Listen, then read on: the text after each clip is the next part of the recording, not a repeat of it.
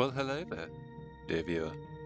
Welcome back to Otter Horror, and welcome back to our festive Fright series, where we take a detour from the well-worn cobbles of carolers and into the dark alleys of dread, where the ghosts are anything but holy. Today's short story is called Dry and Ready by Glen Hirshberg. Help Grandma out of her seatbelt, Aaliyah says as she shuts off the motor. Through the mist and the beads of drizzle on the windshield, the wooden gate at the entrance to the park looks like it's dissolving, or overrun with raindrop-coloured beetles. Either way, her father would have approved. In the back seat, Asa neither acknowledges nor lowers the headphones that may or may not be blasting beats into her brain. Aaliyah watches and waits. With a sigh, Asa turns to her grandmother, and Aaliyah allows herself, a smile. Little victories. The only actual or sustainable kind with teenage daughters. Or anyone, she thinks, right as Shoshana snaps. I don't need help. Then scowls and sits still while Asa unhooks her. Moments later, they're standing together in the lane of black walnuts and larches outside the park. She will always think of as her father's garden, while droplets float around them like ash. The ghost of ash from the fires that blazed around these hills a few months back, and very really nearly relieved her family of this obligation for good. So close. Aaliyah doesn't actually wish that, or want it. Not really. Know what some families do for Hannukah traditions? Asa mutters as they start forward. This time, Aaliyah doesn't just allow herself the smile. She turns it on her daughter. Go ahead, and let's hear the list. Well, let's see. Asa is wearing mittens, which doesn't stop her ticking off the rituals she'd prefer on her fingers. Joan's whole family blast that Two Live Jews album. It's Hannukah here, Aaliyah chants, and Asa actually gurgles. Hannukah? That song has nothing to do with Hannukah, assuming you were trying to sing just now. You not only have zero memory, you have zero rhythm. Anyway, they blast that all day, and at night they light candles while vats of oil are heating on the stove. And they don't even eat dinner, they just fry up sufganiot all day, all of them together, and eat them blazing hot until they pretty much throw up. And why didn't we think of that? Aaliyah says as Asa swats her. Wait, says Shoshana. Aaliyah slows. Asa too, automatically, because she's a good kid. And each of them takes one of her mother's arms. Spindle arms. They start forward again. Their feet make shushing sounds on the ground cover. Overhead, drizzle taps the last leaves off the branches of the walnuts. Gifting the trees back their winter forms, her father would have said. He cribbed his definition of sculpting from Michelangelo. The act of not giving material shape, but of digging out shapes already cocooned in the material. Asa's not done, of course. Then there's Brian's family. Who's Brian? Aaliyah asks. Nice try, Mum. No one you're going to know or know about. They open all their presents on the first night so they can get that Christmas present orgy feeling. His dad's Christian. And then they ball up all the wrapping paper and have snowball fights with it for the rest of the holiday. Also, I think they use the balls to bowl down each other's dreidels. So, more of a marking the military victory flavour to their Hannukah. More of a playing games emphasis, with present orgies. Know what we did on the first night of Hannukah when I was a kid? Aaliyah asks as they reach the gate. The wood, she notes, has warped more in the past year because of the perpetual northwestern Washington wetness. It also has new black streaks down it. Dozens of little punctures too, as though something with talons swept up and tried to pick it up. Aaliyah taps Shoshana's arm. Remember, Mom? "Hi, Havy," her mother says. To the fence. To in there. Aaliyah squeezes her elbow, but Asa rolls her eyes. Then she glances across her grandmother's head to Aaliyah. "Stop it," Aaliyah mouths, but what she says is, "We went to synagogue. Maybe you'd prefer that." "You mean seeing friends and singing with everybody, and then having a communal latke feast?" "You're right, sounds awful. Think we can make it if we turn around right now." Letting go of her mother, Aaliyah tugs the frayed rope that releases the latch, pulls open the gate, steps through, then swivels suddenly to her right. She stares down the slope into the mist and tree shadows. "What?" Asa asks. "Someone's here," she almost says. "Why shouldn't there be? People do come. It's an official city attraction, and has to stay one. That was one of the conditions for granting her father the land. And now this place has become a treasured little county secret. The reclaimed sewage and landfill dump turned art park, plus heron and black deer sanctuary. Her father's garden, lab, zoo, studio, whatever he thought it was." The smell slips into her lungs with her breath. So faint, Aaliyah almost wonders if she's imagining it. Remembering it, because unlike Asa, Aaliyah was here when her father first got the grant. Used to come here as a kid to play? Wander? Watch her father dig and shovel out space in a repurposed waste earth, and sing to it. Again, she swivels, gazing this time between the firs, past the Gary Oak towards the pond, where her father lies buried, where their ritual will end for another year, about half an hour from now. She always thinks of her father's garden as still, which is weird, because it never is. Even on Hannukah Eve, when she and Azza and Shoshana are always the only people here. "Hello, dear," she thinks, wondering for the 1000th time how they even get in. She hopes they'll let themselves be seen this year. "Hello, Dad," she doesn't quite say, and beckons her mother and daughter onto the path beside her. From the pockets of her rain shell, she pulls out the little pads of paper and pencil stubs. "Right. It's cold. Quick round today, okay? Let's go feed Grandpa's animals." "Hi, Avi," says her mother again, all breathy, like a little girl. "Fuck's sake," murmurs Asa, not quite quietly enough.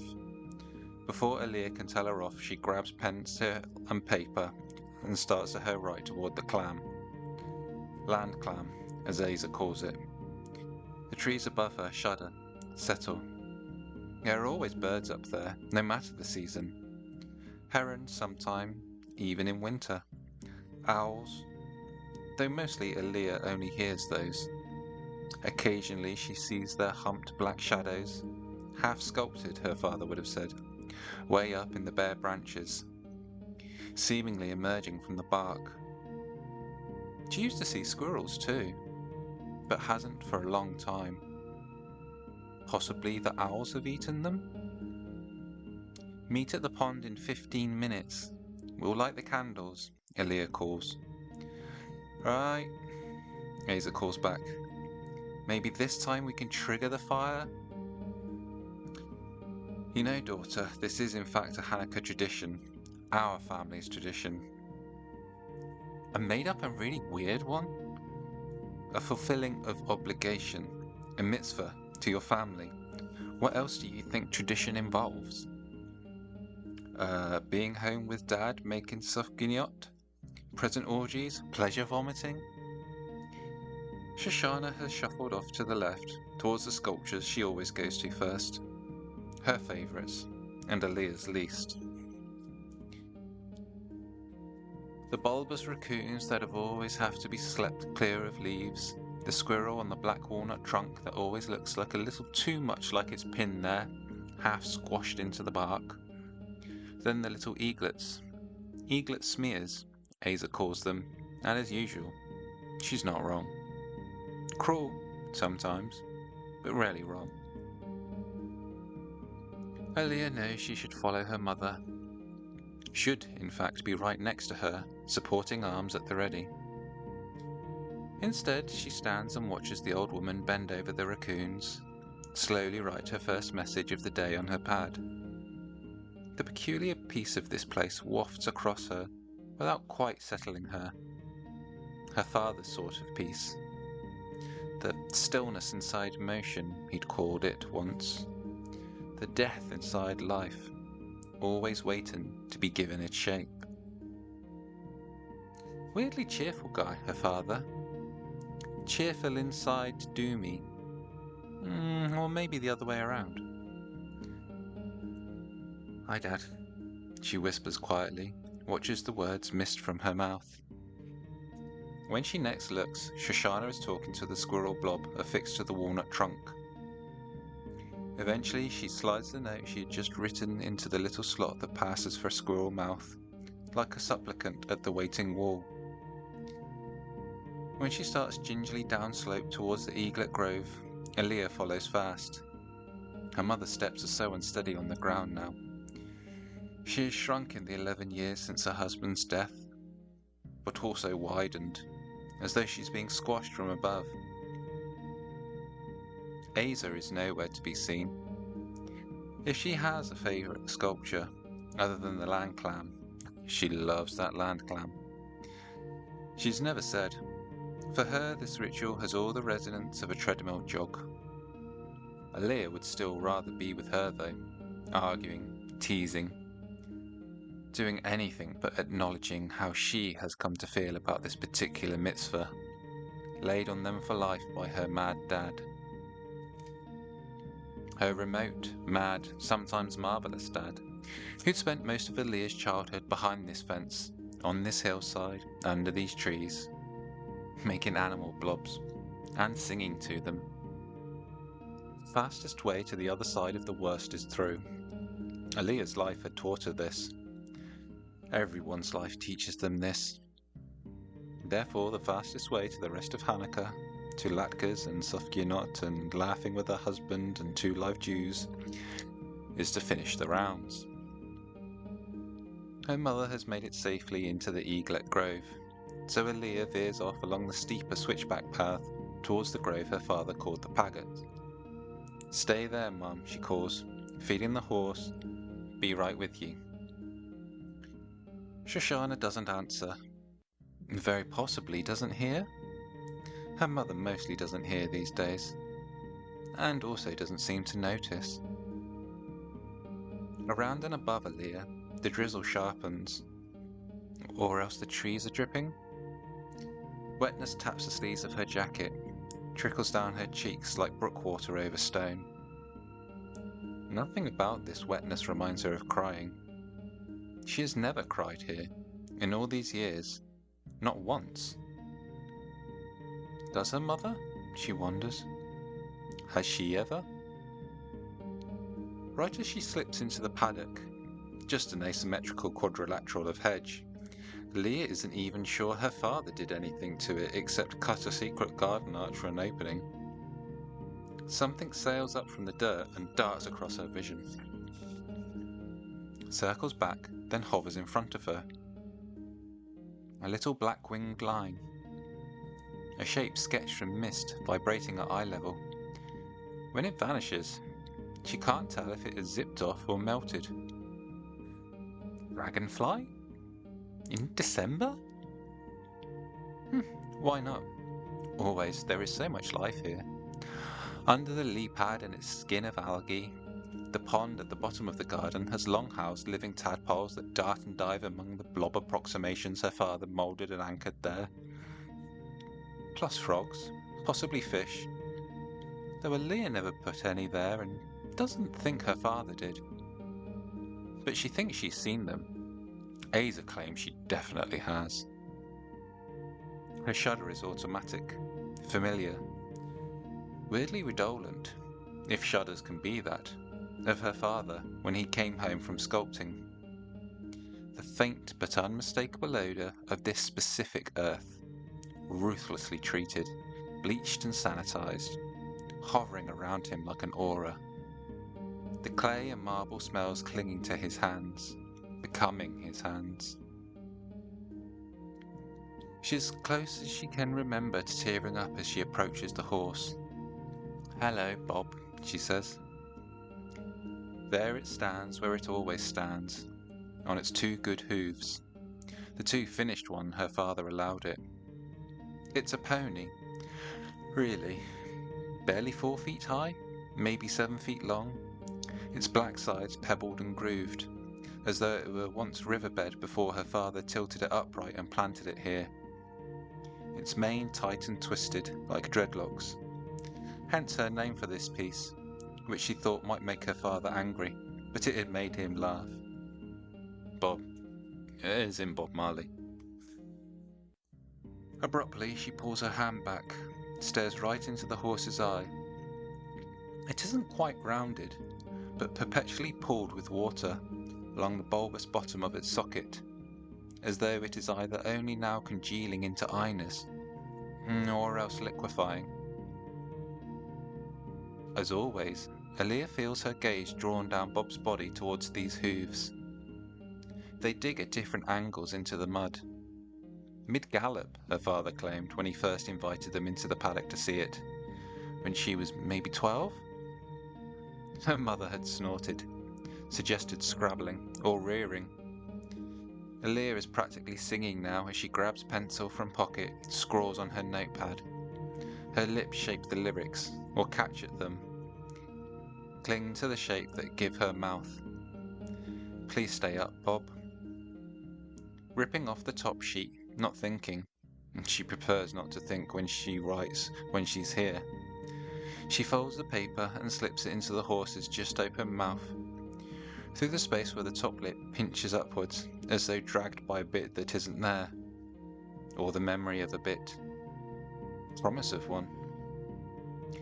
As usual, Aaliyah expects to shiver as her fingers slide between the jaws. As usual, she doesn't. Because there's absolutely nothing in there. Like all her father's sculptures, the horse is hollow. More than hollow. Somehow. Empty. And so actually, less than hollow? What is less than hollow? She lets go of the paper, listens for its falling. But wherever it lands, it does so silently. From across the park she hears shuffling in the ground cover and dead leaves. Too fast and stompy for deer. A's are most likely. Cycling through her assigned stations as quickly as she can, but doing her duty. Leaving wishes or curses or hopes or hellos, saying the blessing at each stop. It really is a sort of Hannukah Tashlich, the ceremony her father invented. Except instead of casting off sins just in the Yom Kippur ritual, they're just making contact, saying hello. With a sigh, Aaliyah lays her back of the hand on the pony's forehead, the way she used to in order to check Aza's temperature, the way Shoshana did for her. For comfort, see? Her father had told her the first time, the day he showed her how, before even he realized that this would become his legacy. Commandment, dying wish, gift. Gently, like you're helping him sleep. You're giving them the word. Barak Kata Adonai, Aaliyah murmurs. The prayer mixes weirdly with the Bob Marley lyrics still flitting around in her brain. Her voice rings more than it should in this dripping empty space, as though sounding the hollow of the horse. By the time she gets to Shikacha Libi Olamo, she's just mouthing again. Thank you, God, for wondrous things. Leaning forward to whisper so that the explosion of knocking almost rocks her off her feet, has her ducking sideways even before she hears Shoshana gasp. Mom? She calls. More knocks. Rapid fire, straight up from where Aaliyah stands. Pushing away from the horse, Aaliyah shoots a glance up the trees.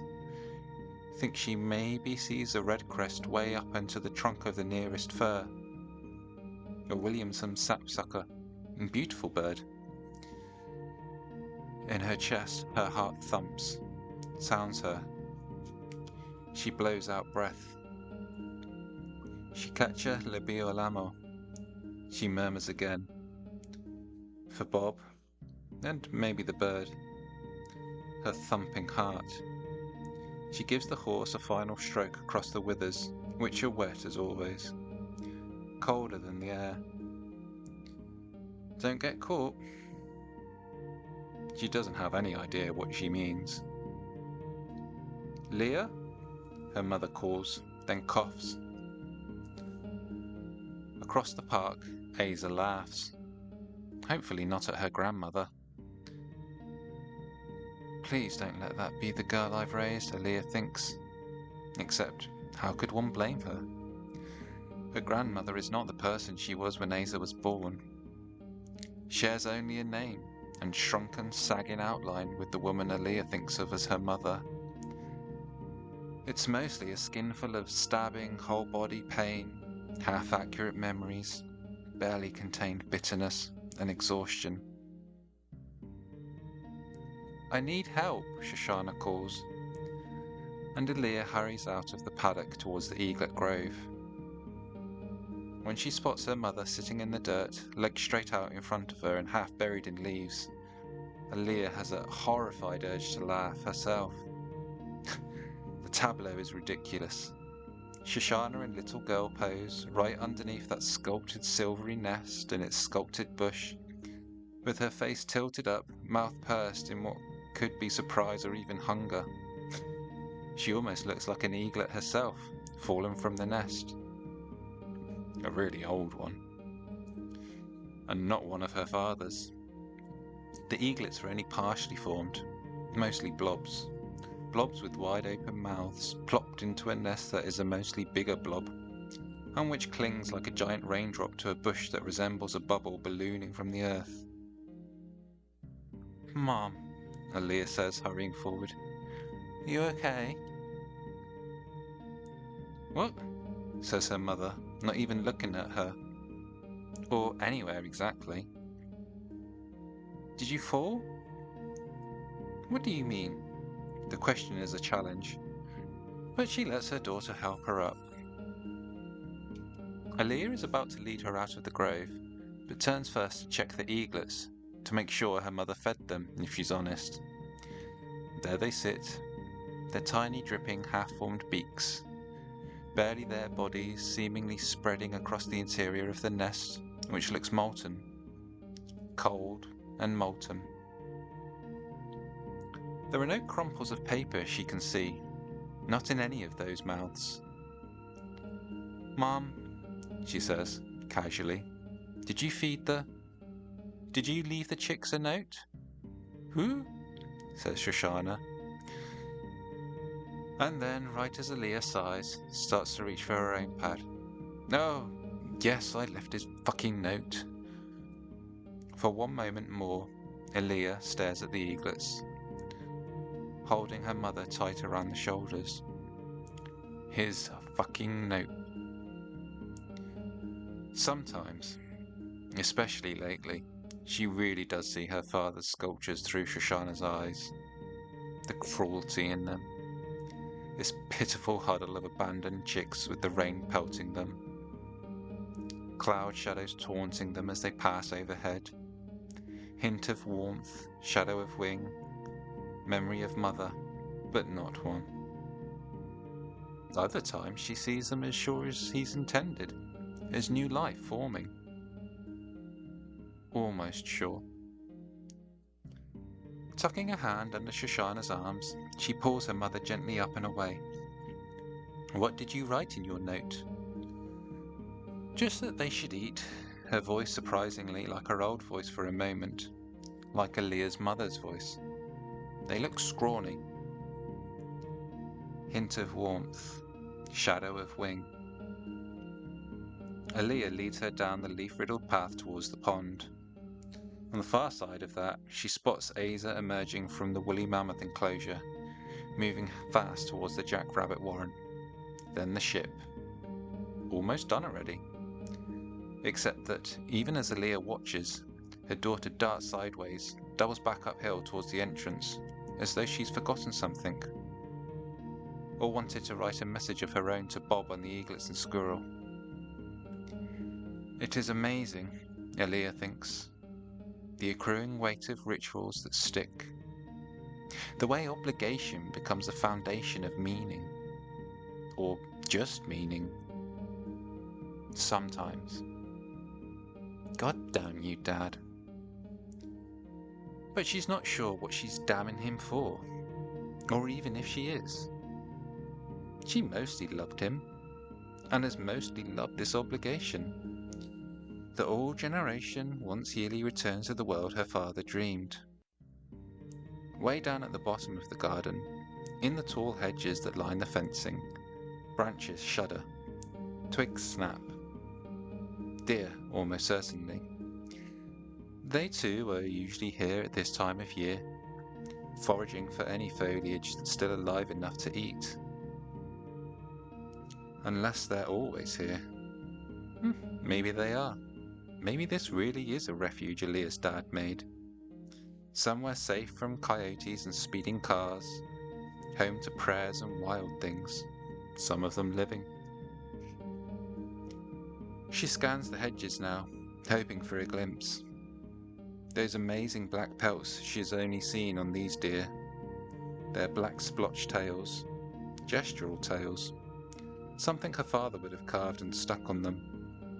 Some years the deer come right out into the open, wander up the hill, venture surprisingly near as she and Asa and Shoshana tend the sculptures.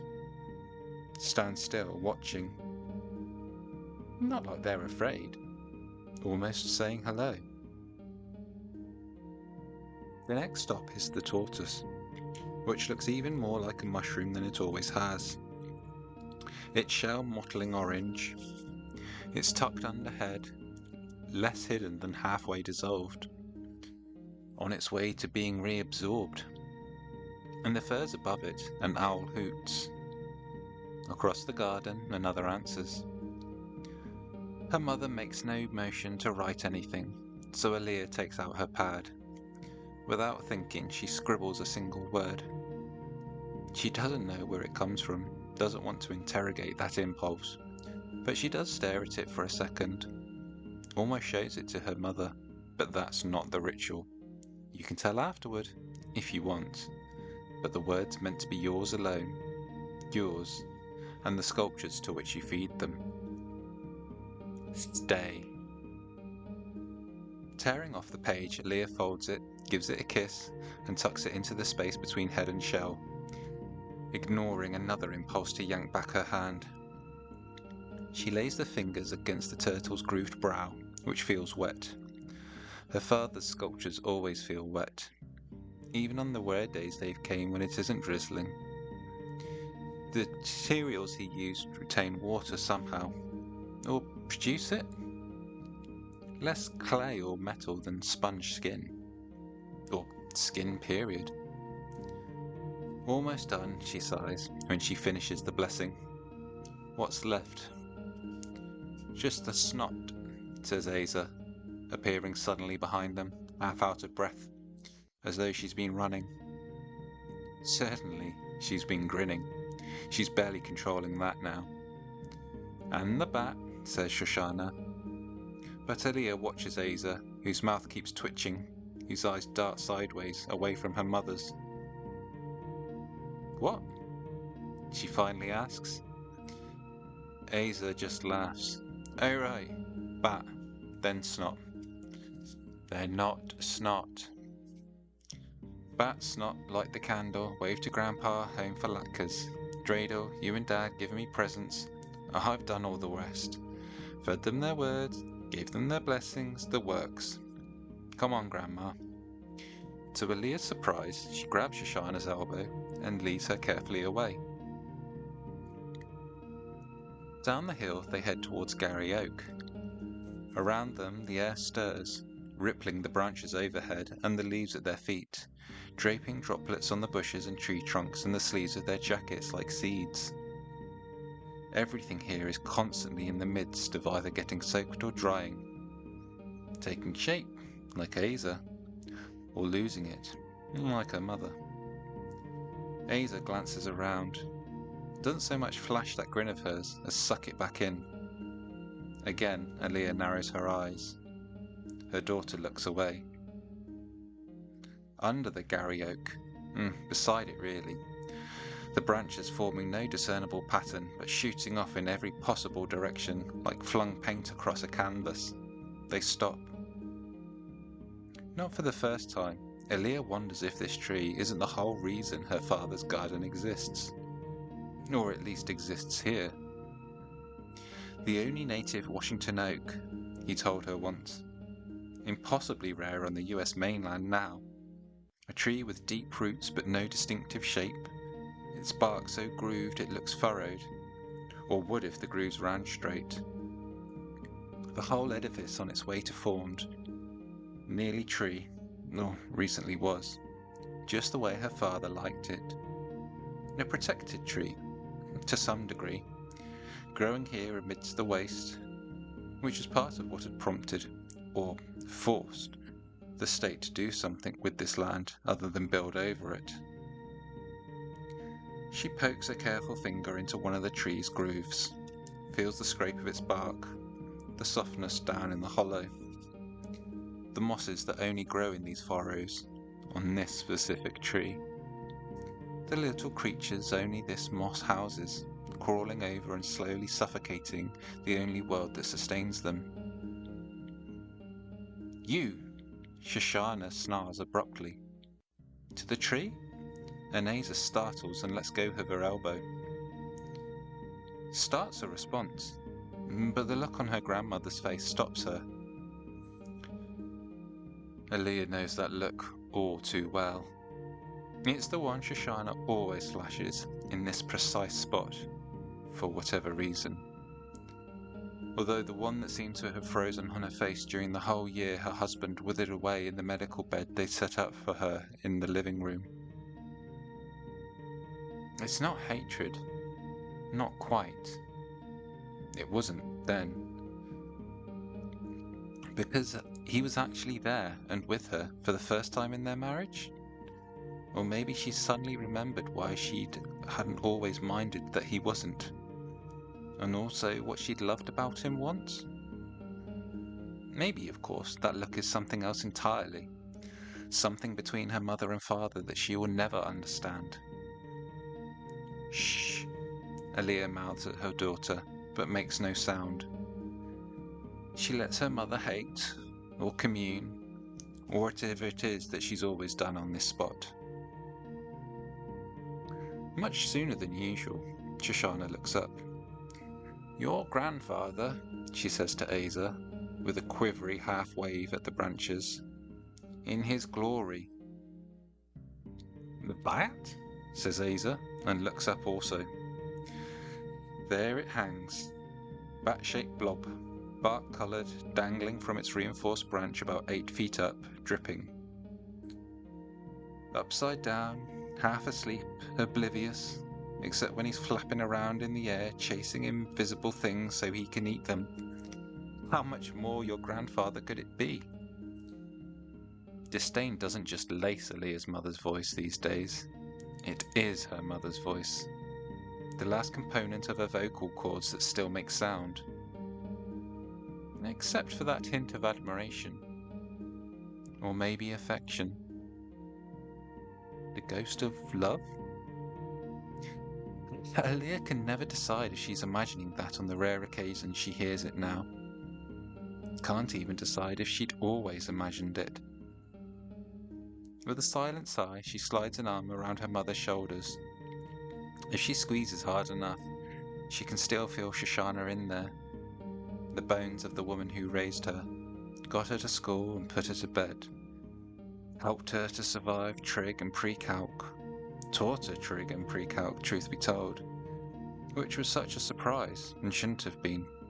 Stayed married to a crazy man who dedicated the last 30 years of his life to shaping a garden out of what was once landfill, then populating it with creatures he couldn't bear or just didn't want to bring fully into being, except for their mouths. Their gaping, desperate mouths.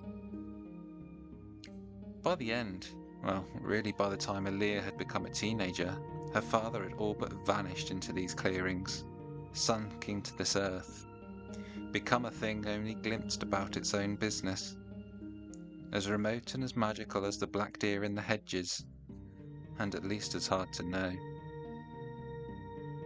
Shoshana had taken out her writing pad, is scribbling.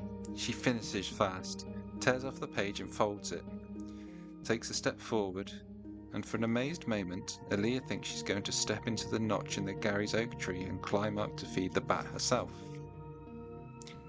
Instead, she holds out the paper and waits, as though expecting the tree to take it. Aaliyah starts forward, but Aza is faster, grabs the page from her grandmother's hand and jams a sneakered foot into the notch. "Thank you," Aaliyah calls to her daughter. "Oh, don't thank me," Aza calls, glances back and lets the grin flash. "Okay," Aaliyah murmurs. She squeezes Shoshana's shoulders again as Aza climbs, reaches out her arm.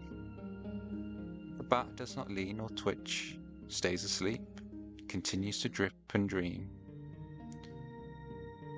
Almost, Aaliyah doesn't see it happen. Then, for one blissful thinks. Second, she thinks her mother hasn't seen. Then Shoshana snaps, "Put it back." Above them, her face, right next to the bat's, too close, Aaliyah thinks, without any idea why. The feeling has nothing to do with the bat or even its mouth, but its weird wet skin. "Don't touch its skin," Aza grins down. She looks like a bird. William Sapsucker, mid-peck, a creature of the oak.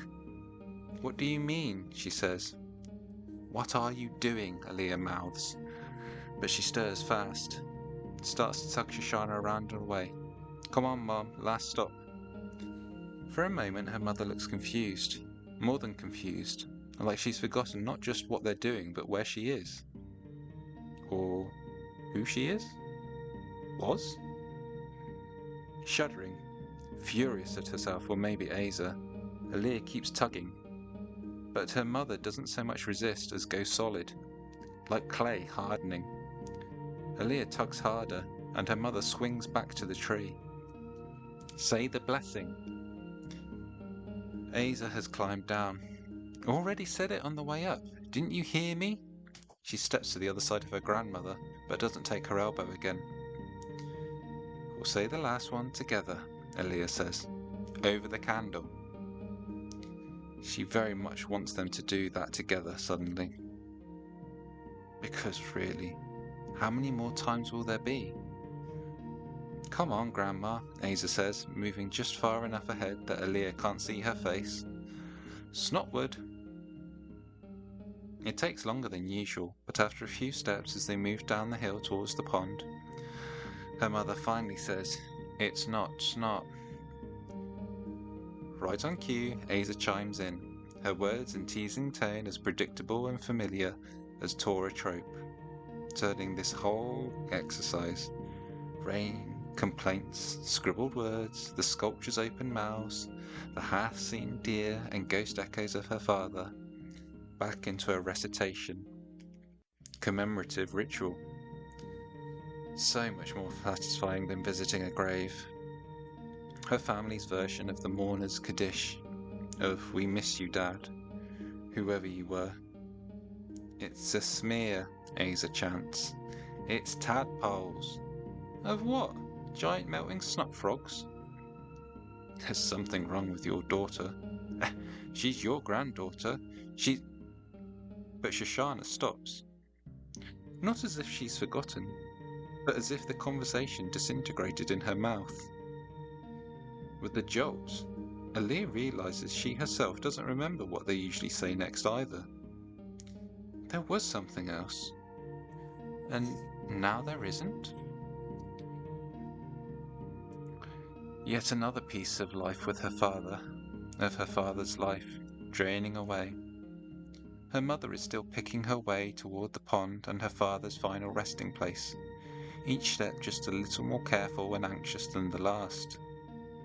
Someday soon, Aaliyah knows, she and Asa will be coming here alone, to leave notes for both of her parents.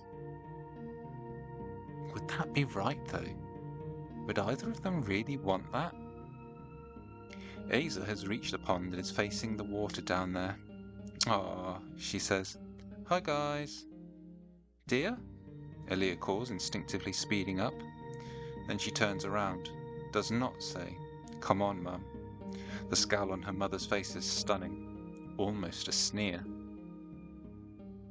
Or else just concentration, the expression of a frail and failing person checking footholds she knows won't support her much longer. "Mom?" "I'm fine," Shoshana snarls, sounding nowhere near frail. "Let's get this over with." To keep from reproaching, Aaliyah moves ahead. She reaches the lip of the pond just in time to see raccoons appear on the other side. 3 of them, a mother and 2 kits emerging from the hedge. Like a mirror image of her own family, except in raccoon. Is that what you were thinking, Dad? What all this is? The raccoons have seen Asa and Aaliyah too, but seem neither concerned nor interested. One of the kits scratches at leaves, dips a paw in the lily-smeared surface of the water, as though stirring it. The mother stops, holds still. They all do. Then they wander off into the hedge. Ritual completed, duty performed.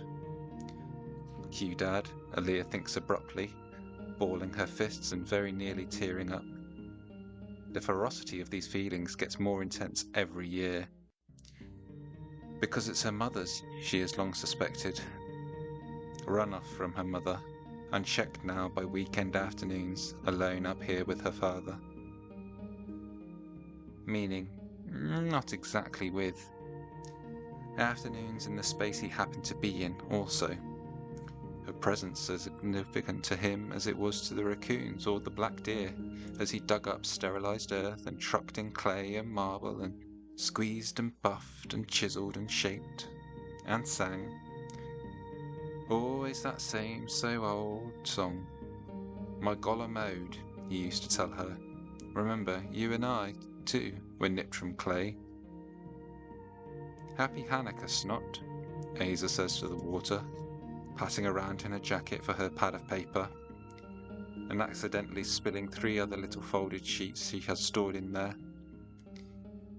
Immediately she grabs for those, tries to stuff them back in, but she's too slow. It's too late. "You little bitch," Shoshana hisses from behind Aaliyah. "You put those back." "Mom?" Aaliyah snaps, then blinks in surprise, sways where she stands. Right up until the word left her mouth, she'd thought she was going to reprimand Asa. Shoshana has gone stiff, straight-backed. "You put them back right this minute." Having collected the sheets, Asa balls them in her fist and shakes them in front of her face. "Have you seen what she writes, Mom?" "No, and you shouldn't either." "It's horrible. She's horrible." "Fisher," Shoshana spits. "Snape." Asa glances at Aaliyah. "Fisher?" Which gives Aaliyah the de-escalation opportunity she needs. The chance to remind her family that they are family. It means bedwetter. It's barely even an insult. She should have gone for much worse. "She has," says Ava. Once more, she brandishes the papers. "She has to return those," Shoshana mutters. But she has softened, or weakened. Either way, she's quieter. "She will," says Aaliyah, coaxing her mother towards the water. "Now, why don't you leave the message for the tadpoles?" "Snot," Asa mutters. Aaliyah ignores her. "We'll light the candle and say the blessing, then home for latkes and dreidel and sufgignot." She holds her breath, waits to see what her fading, furious mother and her righteous, furious daughter will do. They turn to the water. Aaliyah exhales, forgets momentarily even to glare at Asa. Instead, she strokes her daughter's hair, then helps her mother kneel at the water's edge. At first, she thinks Shoshana's trembling is from the effort of hunkering down, the strain of all this movement. It's only as she hunches over her notepad does Aaliyah realize that she's crying, which reminds her to glare at her daughter. But when she does, Asa folds out the papers from her pocket, the notes her mother had left for her father's sculptures, and which her daughter has stolen out of their mouths. Momza, reads one. Ruens all nishtafil in Kiva, says the next, and Aaliyah's mouth starts to open, but she clamps it shut. Why does she even know this curse, or remember what it means? Because my mother taught it to me when I was young, because she thought it was funny. Same reason I taught it to my daughter on a car trip somewhere. All of us laughing. So funny, the things Jews used to say to hurt each other. So vicious and clever, rueful and sad. May he lie in the ground and bake bagels. For as many years as he's walked on his feet, he should walk on his hands. May he find no rest, even in his grave. For a second, Aaliyah considers ripping up the papers, or balling them and hurling them into the pond. But that feels like a desecration. Somehow, though, God knows of what. And maybe worse, a curse on things that must not be cursed. Her mother is still writing, trembling and writing. Aaliyah steps back, beckoning Asa to her side. You have to put these where she left them, okay? On our way out. Why? Because that's the ritual. That's what Grandpa wanted us to do. He said we had to feed them our words. He didn't say we should police each other's. She's so mean.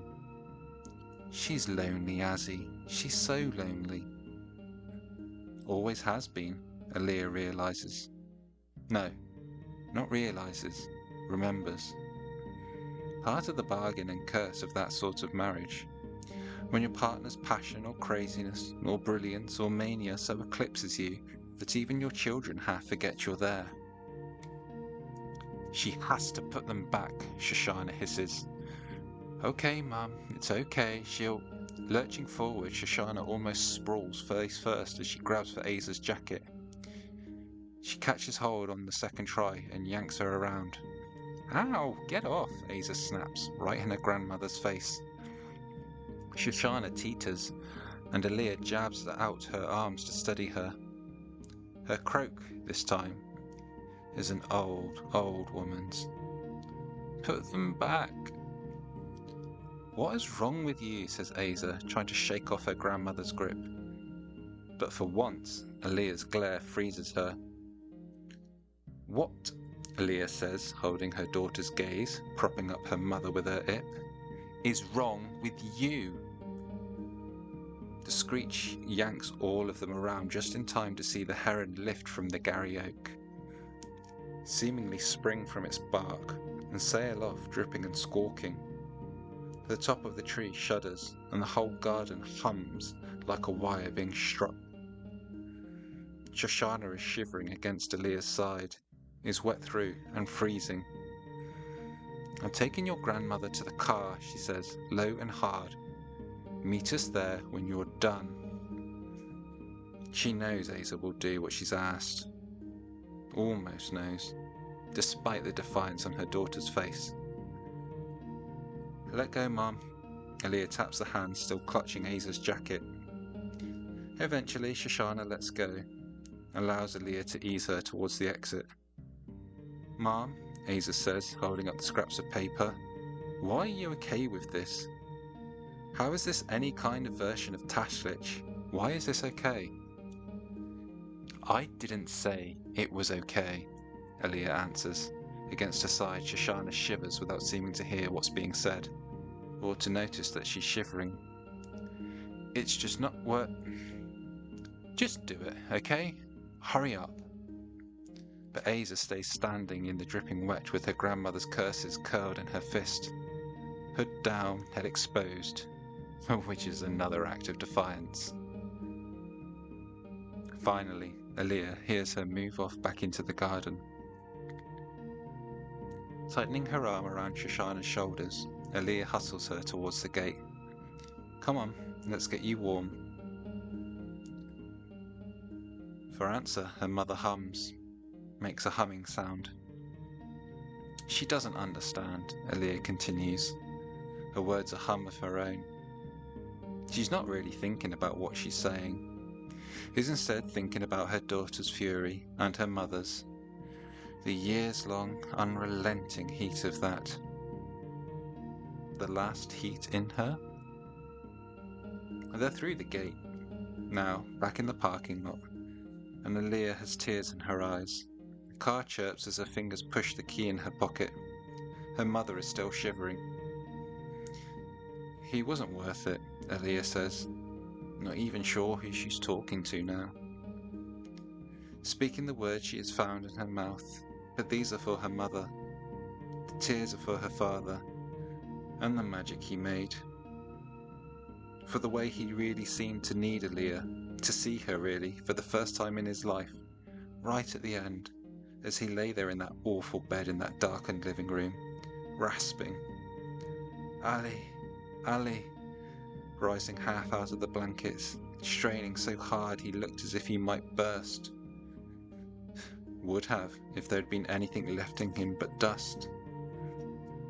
The moment he made her promise, saddled them with this task forever, gifted it to them, the lighting of the candle, saying of the blessing, feeding of the words, so they know they're remembered.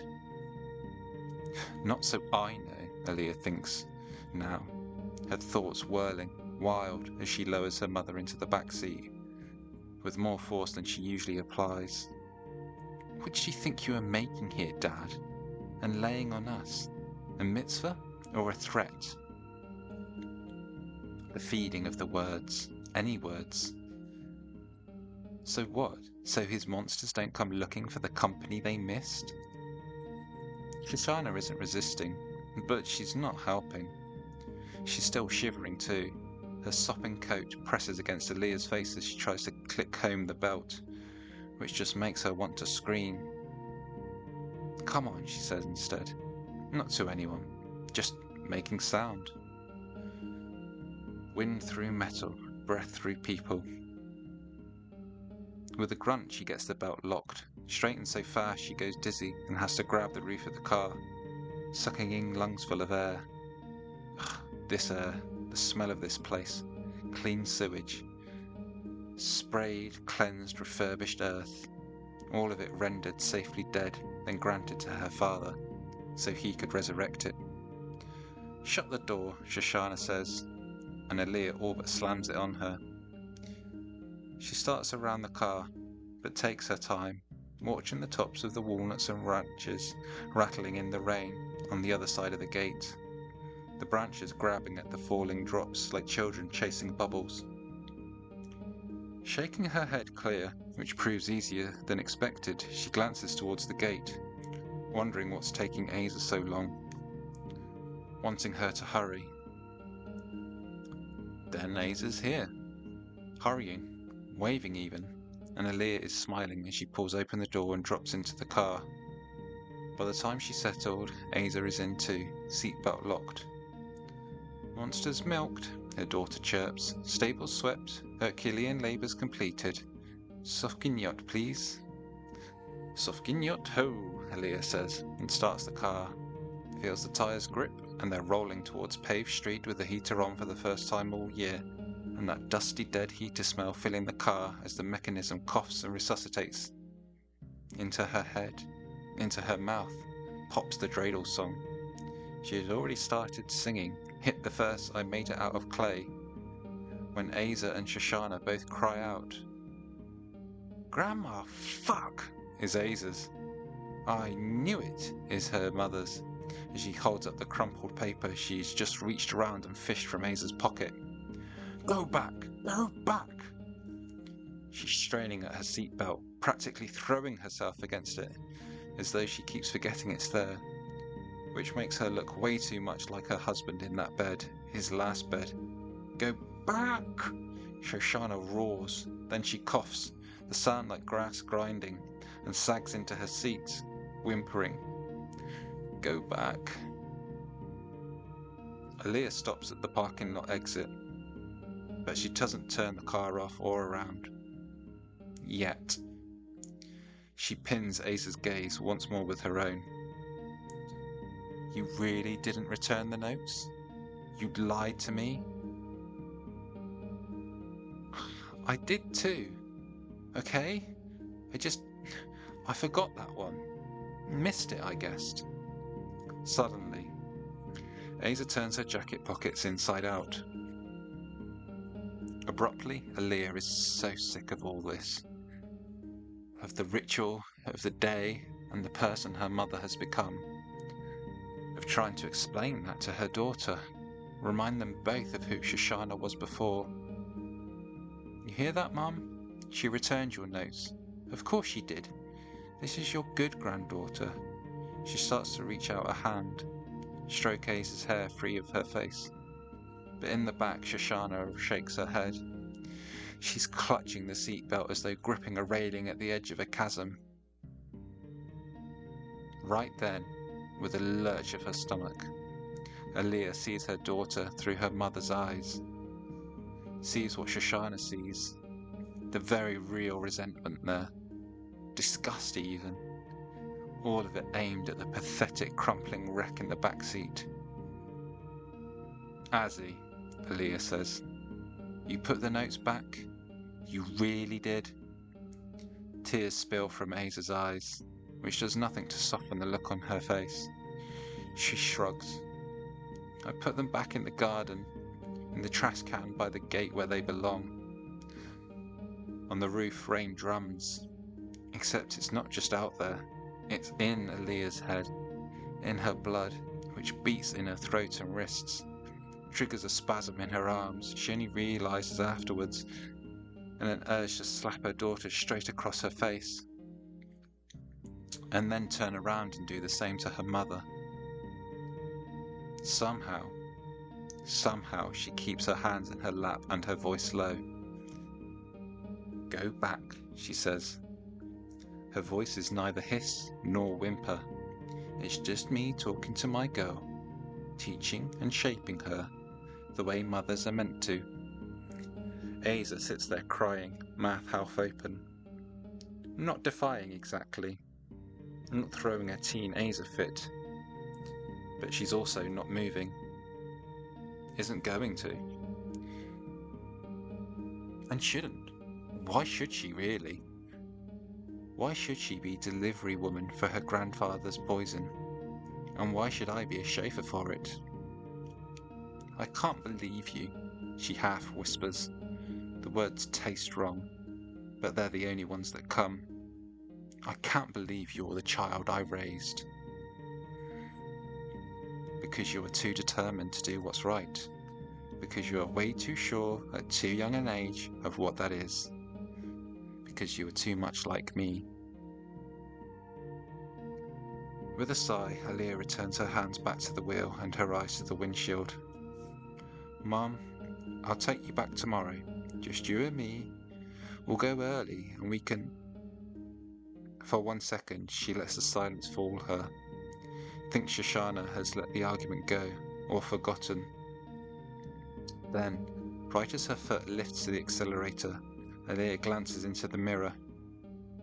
Just in time to see the shadows pouring over the fence out of the garden. Shadows? Shadow? One thing? Or many? Wing? Horse leg? Third snout? Mouth?